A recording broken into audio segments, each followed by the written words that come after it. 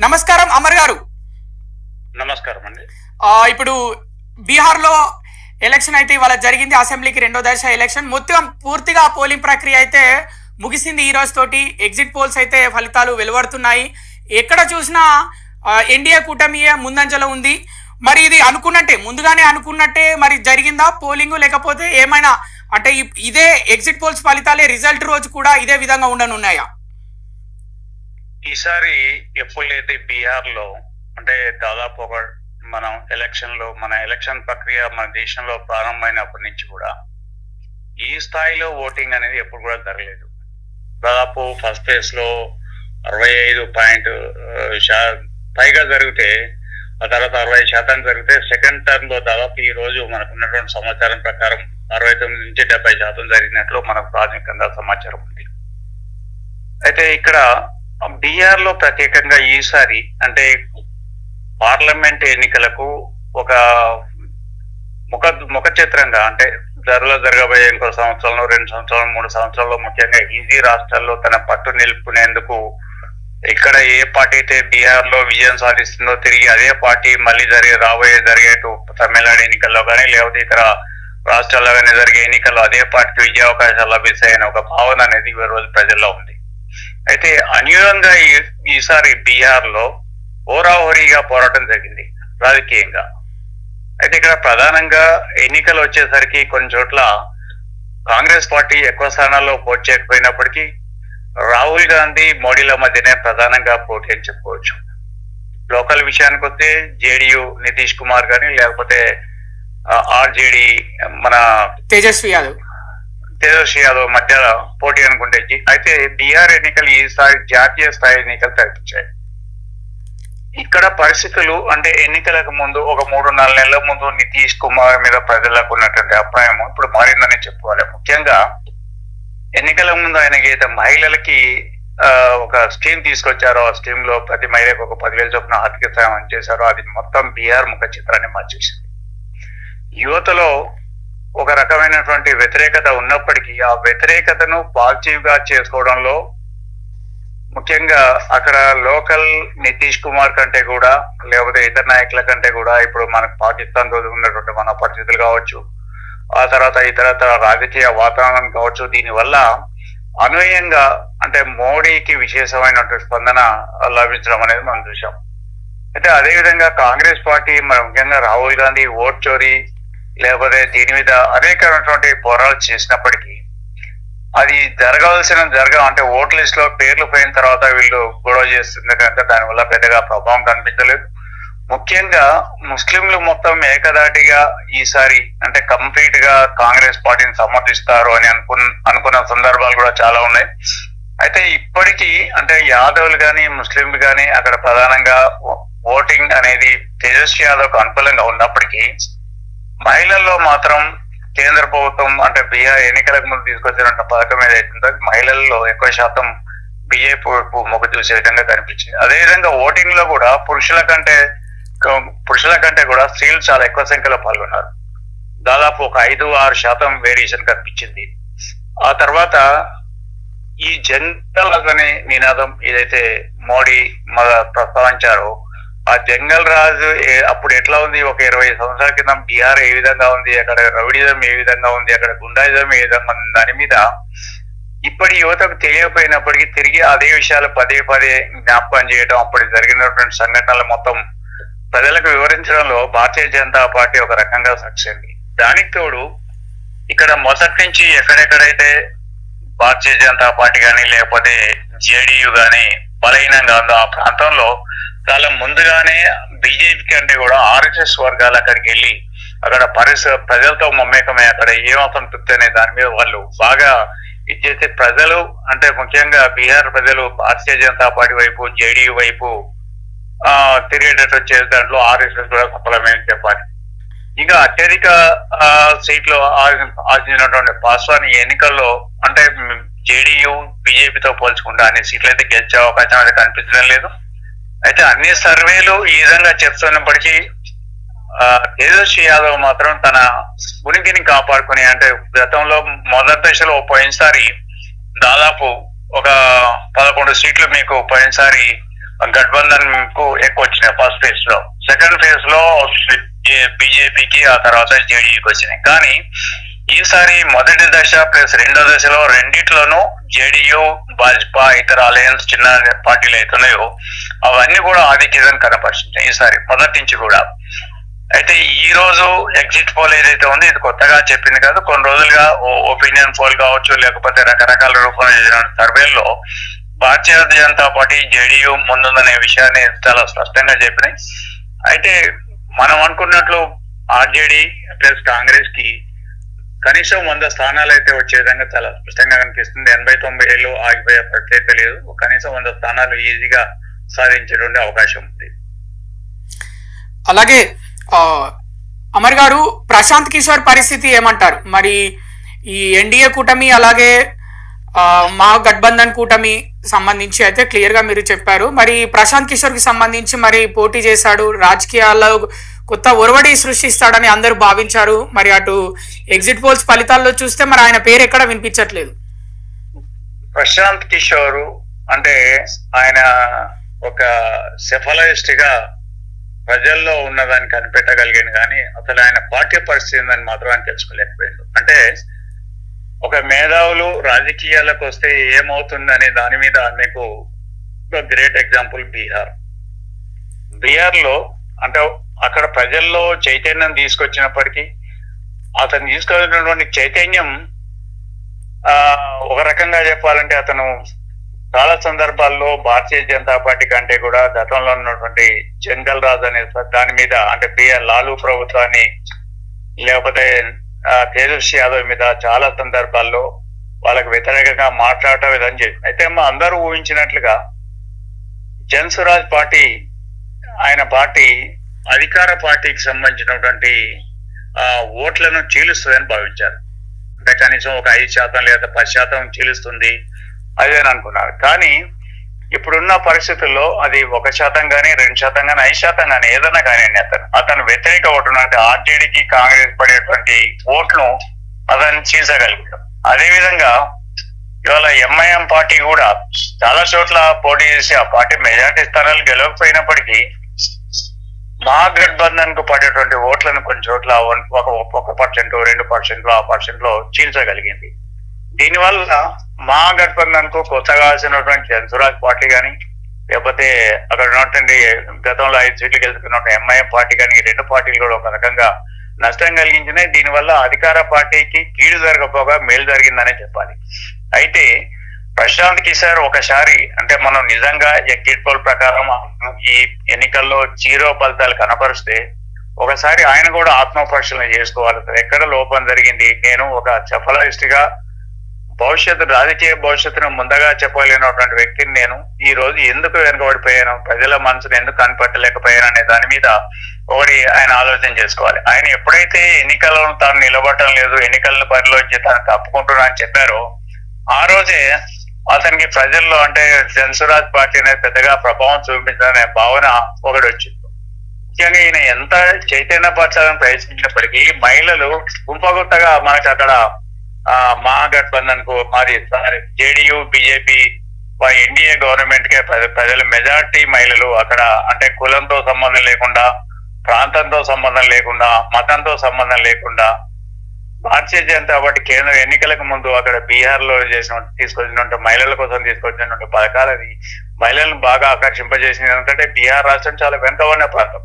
అక్కడ ఆర్థిక పరిస్థితి మనలాగా ఇక్కడ లేకపోతే ఆంధ్ర, తెలంగాణ లాగానో లేకపోతే కర్ణాటక లాగానో ఉండదు. అక్కడ ఆర్థిక పరిస్థితి చాలా ఇబ్బందికరంగా ఉంటది. అక్కడ ఒక నెలకి ఒక 5 నుంచి 10,000 సంపాదించడం అనేది కూడా చాలా కష్టం బీహార్ లో. అటువంటి పరిస్థితుల్లో వాళ్ళకు ఎన్నికలకు ముందు ప్రతి మహిళకు అకౌంట్ లో ఒక 10,000 రూపాయలు రావడం అనేది చాలా గొప్ప విషయంగా వాళ్ళు భావించారు. ఆ తర్వాత అక్కడ ఉన్నటువంటి పరిస్థితుల్లో గతంలో ఈ మహిళలపై కూడా విపరీతమైనటువంటి అత్యాచారాలు జరిగాయి. అటువంటి పరిస్థితిని నితీష్ కుమార్ అంటే లాలూ ప్రసాద్ యాదవ్ పాలన చూసిన తర్వాత నితీష్ కుమార్ పాలనలో క్రమంగా తగ్గుతూ వచ్చాయి. కిడ్నాప్లు ముఖ్యంగా 2-3 వేలకు కూడా పూర్ణియా లాంటి ప్రాంతంలో కొంతమందిని పిల్లల్ని కానీ లేదా డబ్బుల కోసం ఒక 2-3 వేలకు కూడా కిడ్నాప్ చేసినటువంటి పరిస్థితులు అంతకు ముందు ఉండేది. అయితే ఇప్పుడు నితీష్ కుమార్ తన ఆయనకు కొంచెం వయసు భారం పడ్డప్పటికీ ఆయన చేసిన విధానాలు ప్రజల్లో ఏమాత్రం కూడా వ్యతిరేకత కనిపించలేదు. ఆయన సాఫ్ట్నెస్ అంటే అక్కడ చేస్తున్నటువంటి అభివృద్ధి కార్యక్రమాలు కానీ, ముఖ్యంగా అక్కడ రోడ్లు అనేవి చాలా అధ్వానంగా ఉంటాయి బీహార్ లో.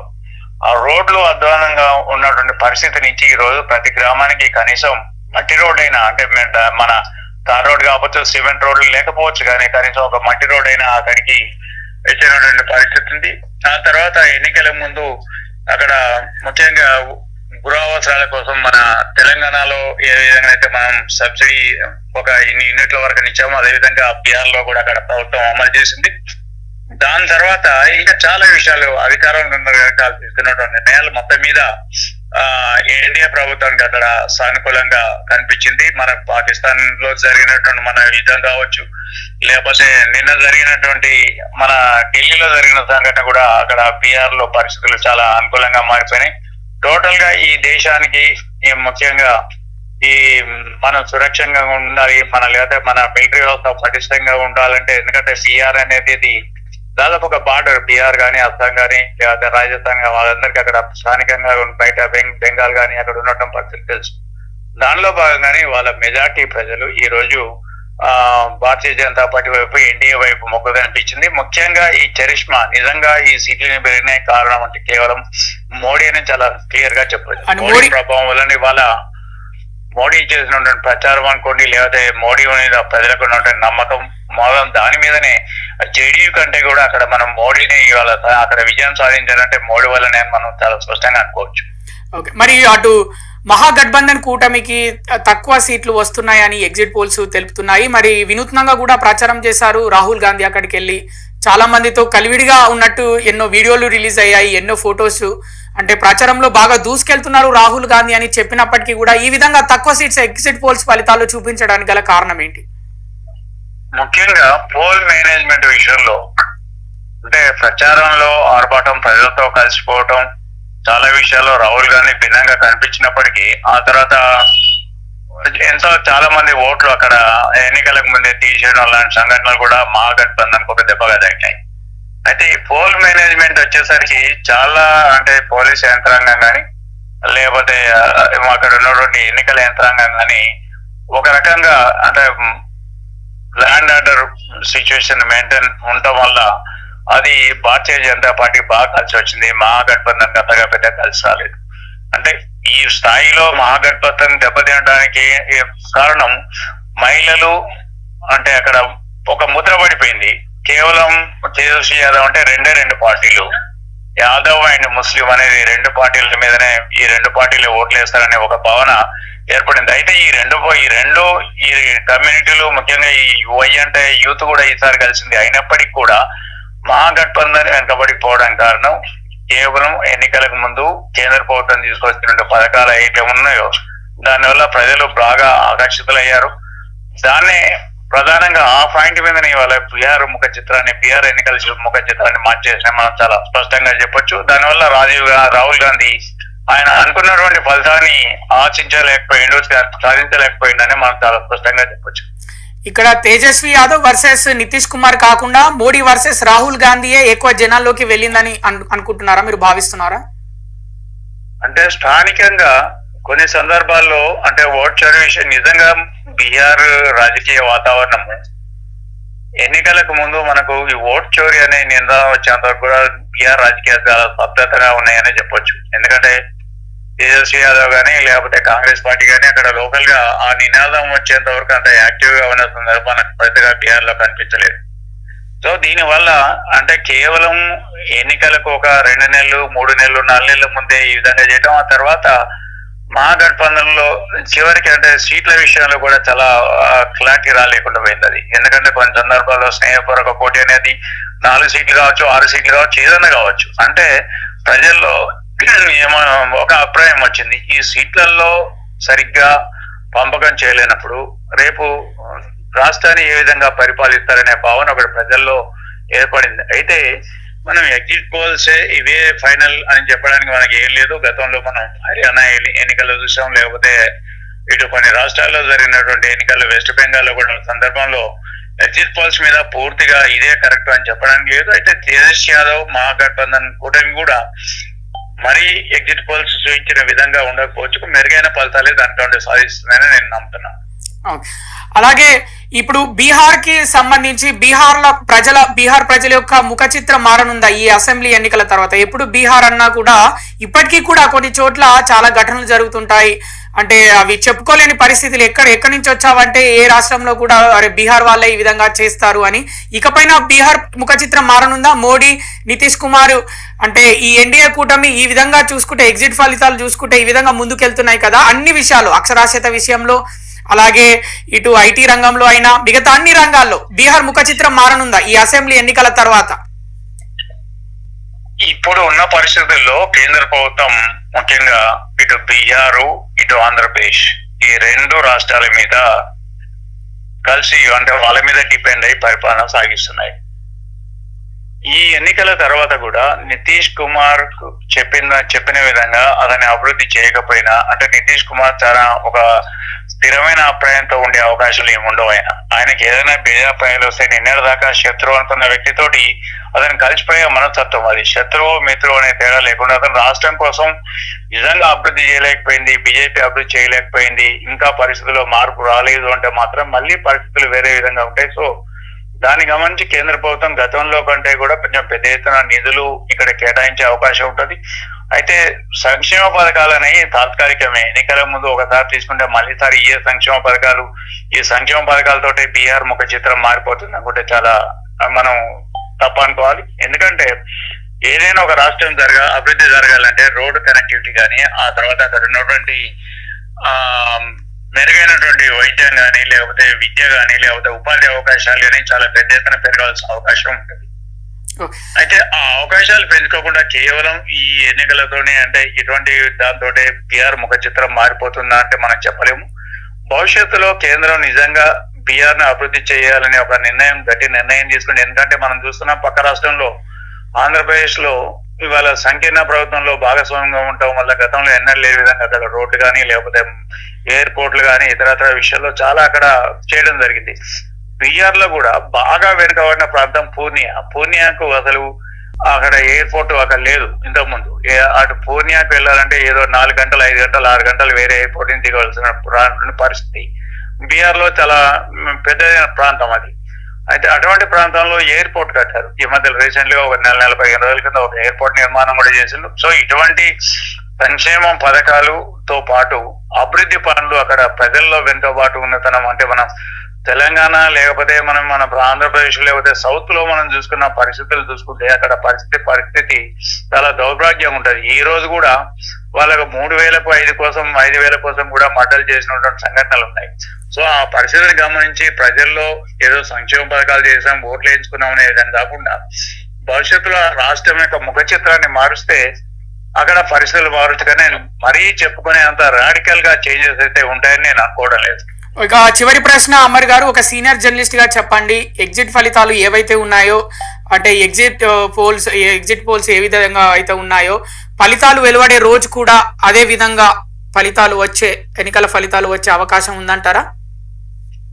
అంటే మెజార్టీ సంస్థలు అంటే ఇప్పుడున్న పరిస్థితుల్లో ఈ ఎగ్జిట్ పోల్ సంస్థలు కూడా కొన్ని రాజకీయ పార్టీలకు అనుబంధంగా ఉన్నాయి. ఖచ్చితంగా ఇవే ఫలితాలు ఉంటాయని చెప్పలేం. కానీ మెజార్టీ ఫలితాలు అంటే ఇప్పుడు ఉన్నటువంటి ఎగ్జిట్ పోల్ ప్రకారం కావచ్చు, లేకపోతే స్థానికంగా అక్కడ ఉన్నటువంటి కొంతమంది చెప్పిన దాని వరకు కావచ్చు, అంటే పోల్ మేనేజ్మెంట్ విషయంలో మా గఠబంధన్ ఫెయిల్ అయిపోయిందని చెప్పాలి. ఆ తర్వాత అక్కడ పోల్ మేనేజ్మెంట్ సమర్థంగా ఆర్జేడీ చేయలేకపోయారు. ఆర్జేడీ కానీ, కాంగ్రెస్ కానీ, లేకపోతే ఇతరత్ర ఉన్నటువంటి పార్టీలు అంతా బాగా చేయకపోవడం వల్ల కూడా అక్కడ మైనస్ జరిగింది. సో ఈ పరిస్థితులు అంటే ఇది కొంచెం అంకెలు అడ్డైనా కూడా ఇప్పుడు ఎగ్జిట్ పోల్స్ ఇచ్చినటువంటి ఫలితాలే ఉండొచ్చు, లేదు గతంలో ఉన్న పరిస్థితులు కూడా మారిపోయే అవకాశం. కానీ మెజార్టీ సంస్థలు ఎన్డీఏకి అనుకూలంగా ఇస్తున్నాయి కనుక ఎన్డీఏకి అత్యధిక స్థానాలు వచ్చే అవకాశాలు అయితే ఉండొచ్చు అని నేను అనుకుంటున్నాను. అదే నిజంగా అవుతుందని అనుకుంటున్నాను. Thank you so much Amar గారు. మీరు చాలా సీనియర్ జర్నలిస్టు, మీ అభిప్రాయాలను, మీ ఎక్స్పీరియన్స్ ని, అలాగే ఎన్నో ఎన్నికలను మీరు చూసుంటారు, ఎన్నో ఎగ్జిట్ పోల్స్ మీరు చూసుంటారు, తర్వాత వెలువడిన ఎన్నికల ఫలితాలు కూడా మీరు చూసుంటారు. దాన్ని బట్టి మీకు తెలిసిన విషయాలు మాతో పంచుకున్నందుకు, ముఖ్యంగా బీహార్ అసెంబ్లీ ఎన్నికలకు సంబంధించి మోడీ గురించి, రాహుల్ గాంధీ గురించి, అలాగే నితీష్ కుమార్ గురించి, అలాగే తేజస్వి యాదవ్ గురించి, అలాగే ప్రశాంత్ కిషోర్ గురించి మాకు ఎన్నో విషయాలు మాతో షేర్ చేసుకున్నందుకు ధన్యవాదాలు సార్. Thank you sir.